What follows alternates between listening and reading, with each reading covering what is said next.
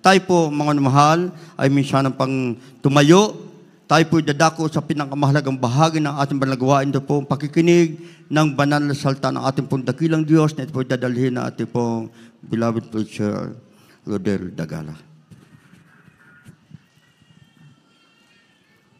Amen. Praise the Lord. Purihin po ang ating pinakamamahal na Panginoon. God bless you po, beloved brother, beloved preacher, Benedict Porlahe. Tayo po mag-isang dumalangin sa ating mahal na Panginoon, mga minamahal. Hallelujah, hallelujah. Opo, dakila at magpala po naming Ama sa langit, Diyos na makapangyarihan sa lahat. Sa matamis at makapangyarihang pangalan mo, aming pinakamamahal na Panginoong Hesus ng dalangin, ng aming minamahal at ginagalang na Ebanghelista, aming po minamahal na Pastor Wildy Estrada Almeida, ang iyong banal na propeta sa huling kapanahonang ito, dakilang Diyos. Kami po ay nagpupuri at nagpapasalamat sa iyong mahal na Panginoon sa mga oras na ito, dakilang Diyos. Hallelujah. Sa iyong paglangis sa bawat bahagi naming pananambahan, mahal na Panginoon, sa iyong paglangis, maraming salamat.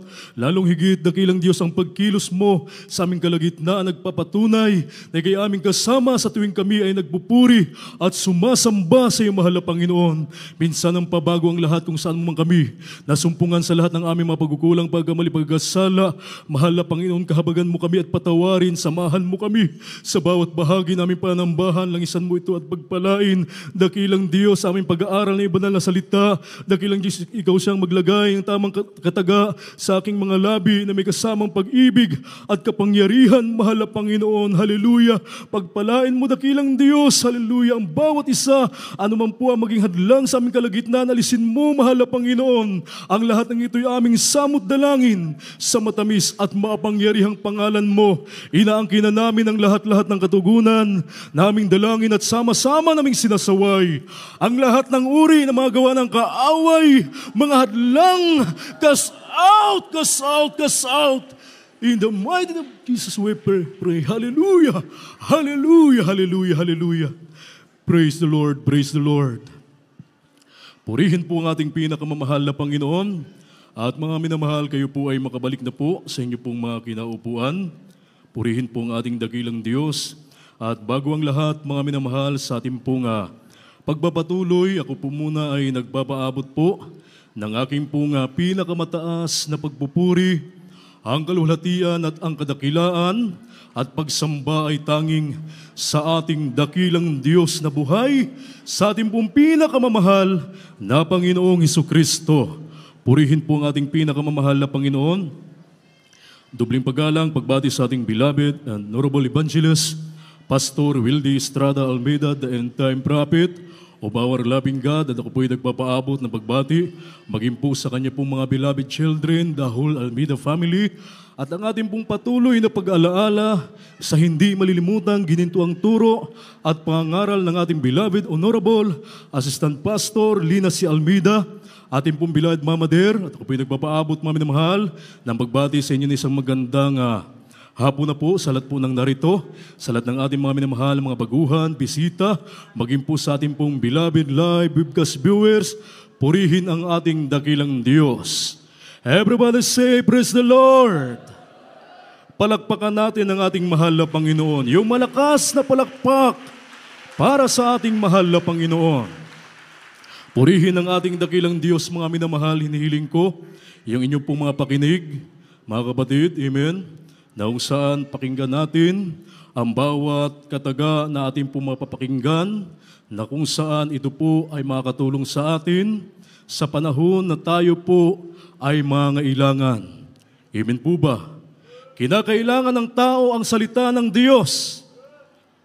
Ang sabi ng Biblia, mga minamahal, ang sa Diyos ay nakikinig ng salita ng Diyos. Amen?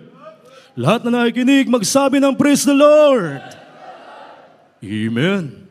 Praise the Lord. Purihin ang ating mahal na Panginoon at ihanda natin ang ating mga banal na kasulatan, mga minamahal. At bago ang lahat, pamagatan natin ang ating pong pag-aaralan, fulfillment of what is written. Sa Tagalog, katuparan ng nakasulat.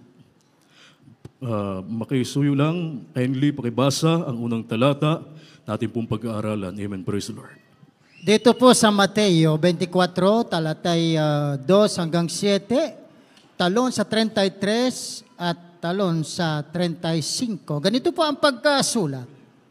Datapwat siya'y sumagot sa kanila'y sinabi, hindi ba ninyo nakikita ang lahat ng bagay na ito? Katotohanan, sinasabi ko sa inyo, dito'y walang maiiwan isang bato sa ibabaw ng ibang bato na hindi ibabagsak. At samantalang siya nakaupo sa bundok ng mga ulibo, ay nagsilapit sa kanya ng bukod ang mga alagad na nagsipagsabi, sabihin mo sa amin kailan mangyayari ang mabagay na ito at ano ang magiging tanda ng iyong pagparito at sa katapusan ng sanlibutan.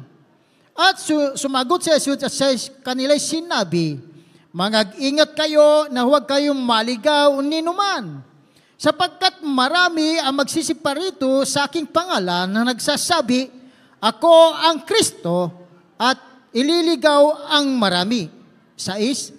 At mga kakarinig kayo ng mga digmaan at mga alingaw-ngaw ng mga digmaan. Ingatan ninyo na huwag kayong magulimhanan, sapagkat kinakailangan ito yung mangyari, datapwat hindi pa ang wakas.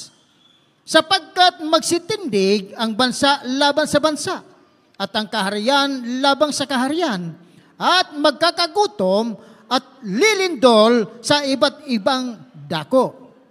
33, gayon din naman kayo, pagka nakita ninyo ang lahat ng bagay na ito, ay talastasin ninyo na siya'y malapit na, nasa mga pintuan nga. 35, ang langit at ang lupa ay lilipas, datapwat ang aking mga salita ay hindi lilipas. Amen. Amen. Palakpakan natin ang ating mahal na Panginoon. Everybody say, praise the Lord. Napakahaba ng talatang ating nabasa. Ayaw ko sanang ipabasa, mga minamahal. Baka mainip kayo. Amen?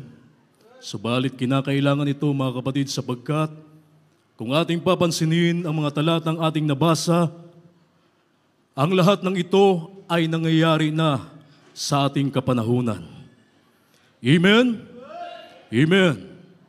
Everybody say, praise the Lord. Kaya nga, mga minamahal, napakahalaga na ating maunawaan ang kalooban ng ating dakilang Diyos.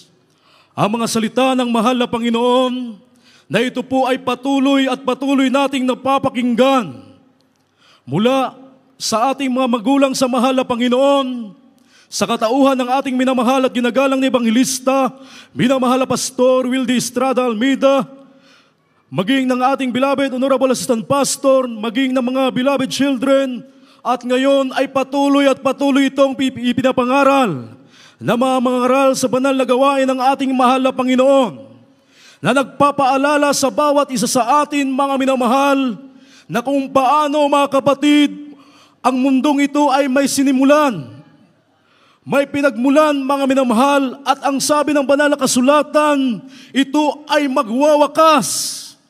Amen po ba? Gaya ng isang libro, mga minamahal, mayroon itong panimula at mayroon itong katapusan. Yan ang ating daigdig na ating ginagalawan sa mga oras na ito, mga minamahal. Amen? Amen. Kaya itong banal na kasulatan ating nabasa, mga minamahal, ang sabi ng Biblia, mga kapatid, na ang sabi ng mahal na Panginoon dito sa 24:2 ng Mateo, datapwat siya'y sumagot at sa kanila ay sinabi, hindi ba ganyan na nakikita ang lahat ng mga bagay na ito? Katotohanan sinasabi ko sa inyo na dito'y walang maiwang isang bato sa ibabaw ng ibang bato na hindi ibabagsak. Amen? Amen. Nangyayari na ba ito sa ating kapanahunan, mga minamahal, ang mga bagay na ito na sinasabi ng Biblia? Nangyayari na, mga minamahal. Amen? Amen. Ito lang nakalipas na mga araw, mga kapatid. Ating nabalitaan, mga minamahal, sa dako ng Taiwan.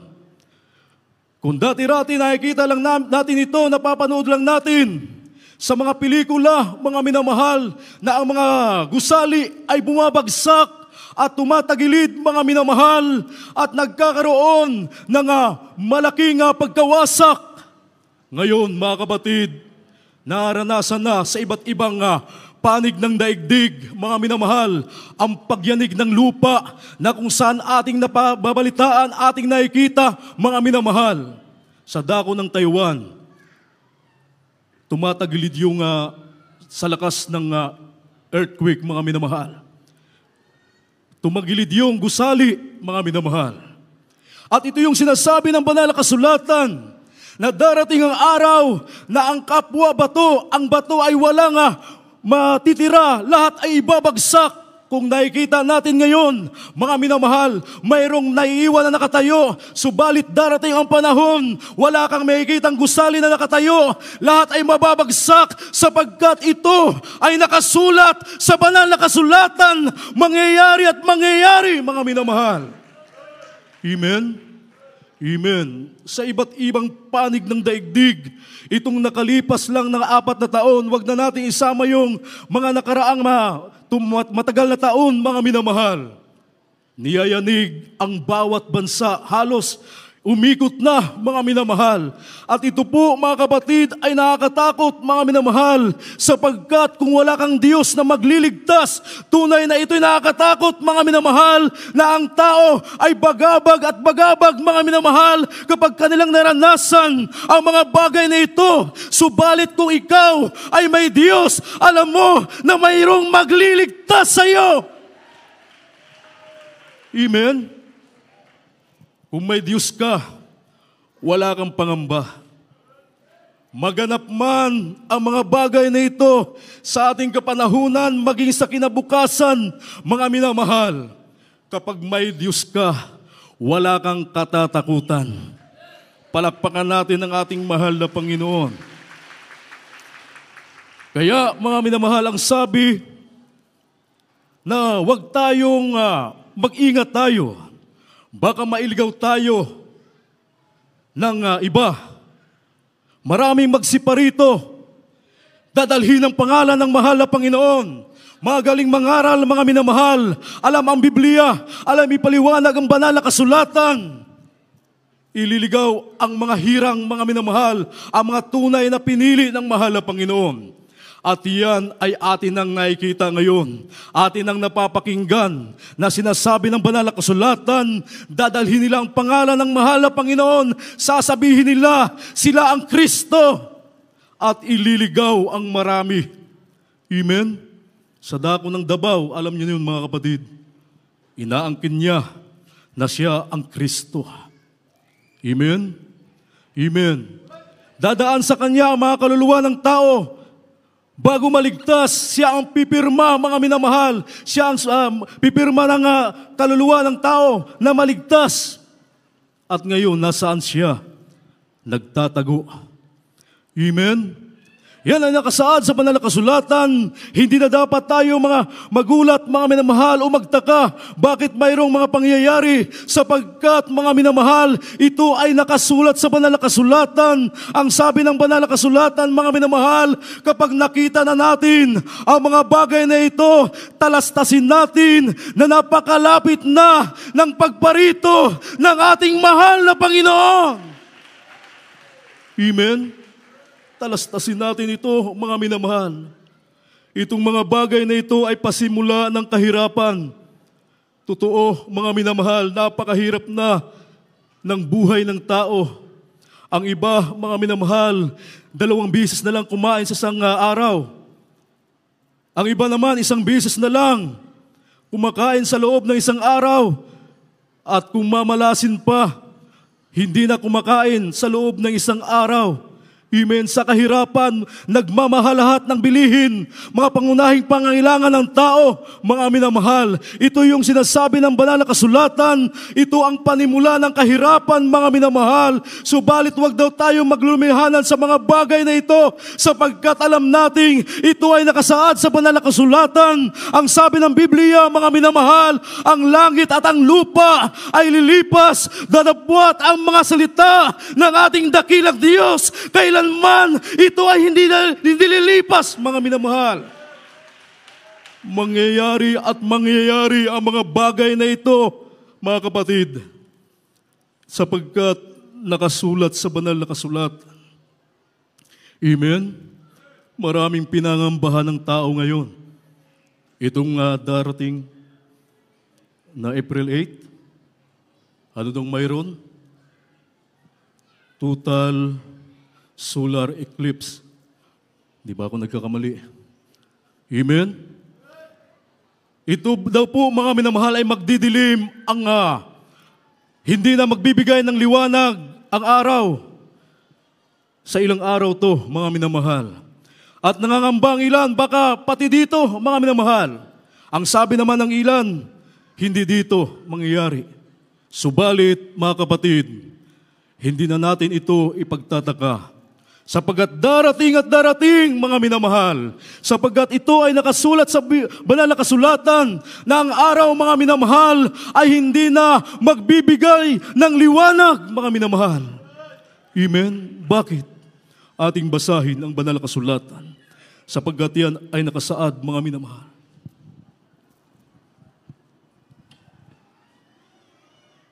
Dito po sa aklat ng Isaias Kapitulo 13, ang talatay 10 at 11.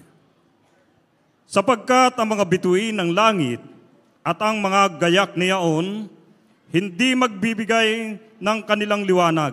Ang araw ay magdidilim sa kanilang pagsikat at hindi pasisilangin ng buwan ang kanyang liwanag.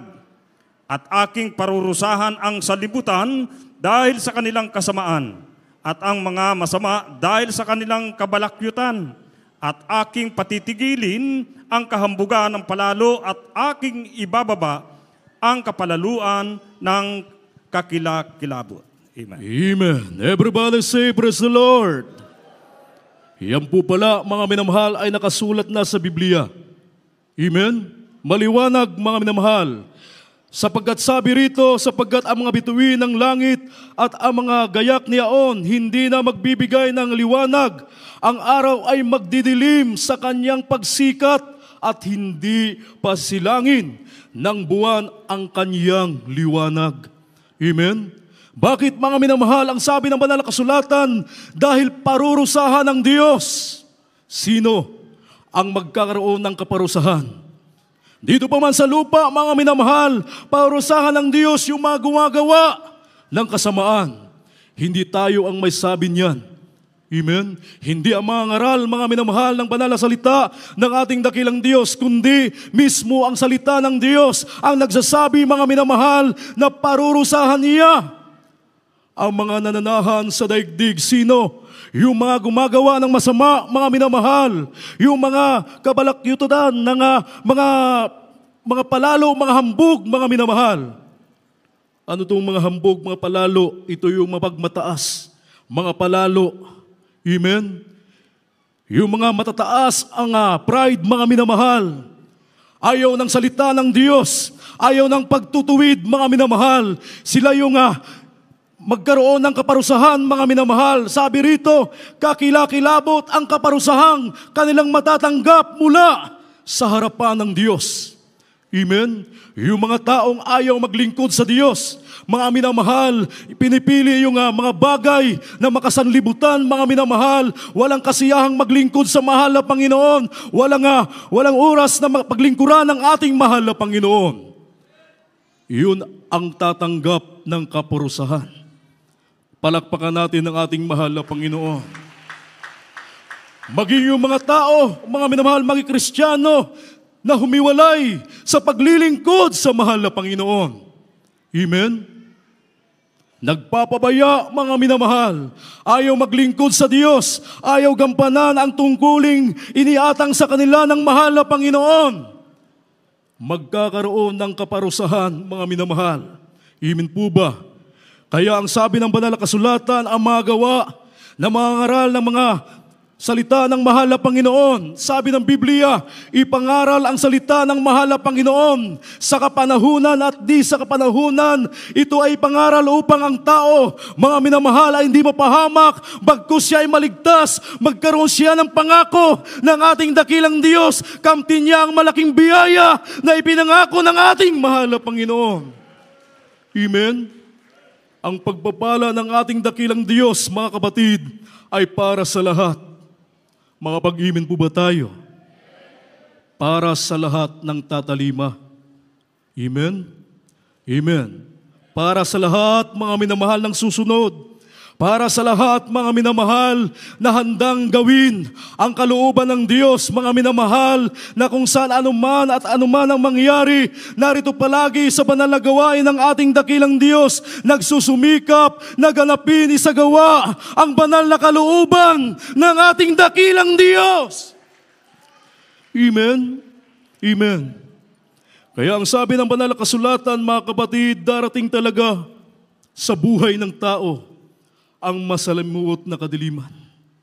Sa ayaw at sa gusto natin darating at darating yan. Amen po ba? Mapakristyano ka man o hindi. Naglilingkod ka man sa mahal na Panginoon o hindi, darating yan, mga minamahal. Subalit isang maliwanag na sinasabi ng banal na kasulatan, darating man sa atin ang masalimuot ng kadiliman. Sa ating naglilingkod sa Diyos, mayroon tayong liwanag. Amen po ba? Mayroon tayong liwanag, mga minamahal. Walang iba, kundi ang salita ng ating dakilang Diyos. Amen? Sabi ng banal na kasulatan, ang salita ng Diyos, sabi ni Haring David, siya ang ilawan ng kanyang mga landas, ilawan, liwanag sa kanyang mga hakbang. Mga minamahal, yun ang kaibahan natin na naglilingkod sa mahal na Panginoon, na kung saan dumating man ang panganib, nariyan man ang kapahamakan, mga minamahal, magdiliman ang langit, magdiliman ang paligid, mayroon tayong Diyos na maasahan. Amen? Hindi tayo makakaligtas sa mga bagay na ito sapagkat narito pa tayo, mga minamahal, sa daigdig kung ano ang maranasan ng mga taong hindi naglilingkod sa Diyos. Ganon din ang ating maranasan, mga minamahal. Ang kaibahan lang, gaya ng aking sinabi, mayroon tayong Diyos.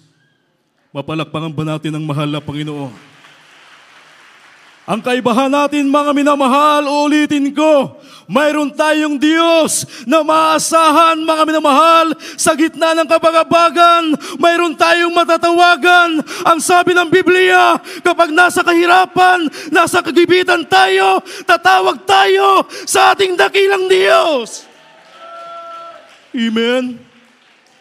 Wala tayong dapat ipangamba, mga minamahal, sapagkat ang sabi ng Biblia, sa magkasunod na talata, ating babasahin.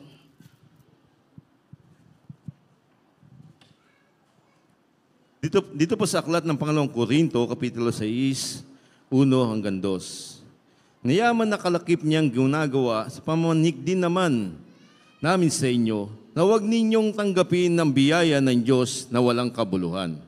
Sapagkat sinabi niya, sa panahon na ukol kitang pinakinggan at sa araw ng pagliligtas kita'y sinaklolohan. Narito ngayon ang panahon na ukol, narito ngayon ang araw ng kaligtasan. Dito po sa aklat ng Hebro, Kapitulo 10, versikulo 25, talon sa 36. Ito po nakasaad. Huwag natin pabayaan ang ating pagkatipon na gaya ng ugali na iba, at mag-aralan sa isa't isa, at lalo na kung iyong namamalas na malapit na ang araw, sa 36, sapagkat kayo nangangailangan ng pagtitiis, upang iyong magawa ang kalooban ng Diyos na magsitanggap kayo ng pangako. Amen. Amen. Palakpakan natin ng malakas sa palakpak ang ating dakilang Diyos. Everybody say, praise the Lord! Purihin ang ating mahal na Panginoon. Purihin ang ating dakilang Diyos. Ang sabi ng Biblia sa ating nabasa, mga minamahal, sapagkat O dito to sa 2 Korinto, Kapitulo 6, ang versikulo 1, at yamang kalakip niyang gumagawa ay pinamamanhik din naman namin sa inyo na huwag ninyong tanggapin ang biyaya ng Diyos sa walang kabuluhan. Amen? Anong ibig sabihin ng banal na kasulatan, mga minamahal? Huwag nating sayangin ang biyayang ito, mga kapatid. Ito ay pinagkaloob ng mahal na Panginoon. Nakilala natin ang tunay na Diyos. Atin siyang pinaglingkuran, mga minamahal, sa malaong panahon na. Huwag natin itong pababayaan, mga minamahal. Huwag natin itong sayangin, mga kapatid. Amen? Amen. Sapagkat ang sabi rito, sapagkat sinasabi niya, sa panahong ukol kita'y pinakinggan, at sa araw ng pagliligtas, kita'y sinakluluhan. Narito ngayon, ang panahong ukol, narito ngayon, ang araw ng kaligtasan. Palakpakan natin ang ating mahal na Panginoon.